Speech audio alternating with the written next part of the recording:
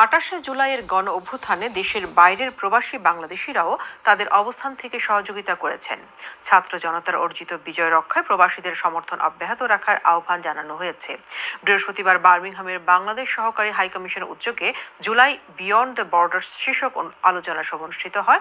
সভায় ২৪শে জুলাই বিপ্লবে শহীদদের আত্মার মাগফিরাত কামনা এবং আহতদের সুচিকিৎসার দাবি জানানো হয়। বিস্তারিত থাকছে বার্মিংহাম থেকে আব্দুল আহাদ সুমনের পাঠানো রিপোর্টে। ১৭ বছরের বৈষম্যের বিরুদ্ধে আন্দোলন শুধু দেশের ছাত্র জনতারই ছিল না, এতে প্রবাসীদেরও ছিল অকুণ্ঠ সমর্থন।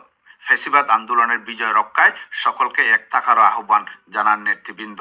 এই অনুষ্ঠানটি জুলাই মাসের এবং অগাস্ট মাসের 5 তারিখ পর্যন্ত বিভিন্ন অনুষ্ঠানের এটা একটি অনুষ্ঠান, যেটা বার্মিংহাম সহকারী হাইকমিশনে আজকে আমরা আয়োজন করেছি। এবং আপনারা দেখেছেন যে মিডল্যান্ডসের বিভিন্ন প্রান্ত থেকে আমাদের বিভিন্ন নেতৃবৃন্দ, আমাদের সিনিয়র মুরব্বী যারা আছেন, তরুণরা আজকে উপস্থিত হয়েছেন। তারা তাদের অভিজ্ঞতা এবং তাদের এই সময়টার স্মৃতিকে আমাদের সবার সাথে শেয়ার করেছেন এবং সবাই মিলে একসাথে কাজ করবার জন্য তারা প্রতিজ্ঞাবদ্ধ হয়েছে।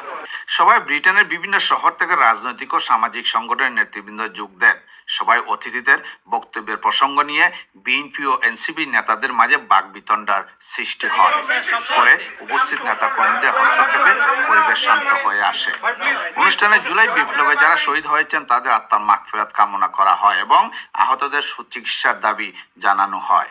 আমরা প্রত্যেক রাজনৈতিক দলের নেতৃবৃন্দ সেখানে উপস্থিত ছিলেন এবং কমিউনিটি নেতৃবৃন্দ যারা জুলাই আন্দোলনে শহীদ হয়েছেন তাদের আত্মার মাগফিরাত কামনা করা হয়েছে এবং জুলাই বিপ্লবে দেশে এবং বিদেশে প্রবাসে যারা আন্দোলন করেছেন সবাইকে আমরা স্মরণ করেছি এবং এই জুলাই আন্দোলনের ফসল যেন বাংলাদেশে একটা সুষ্ঠু, অবাধ, গ্রহণযোগ্য নির্বাচনের মাধ্যমে একটা গভর্নমেন্টের কাছে এই অন্তর্বর্তী সরকার ক্ষমতা হস্তান্তর করতে পারে।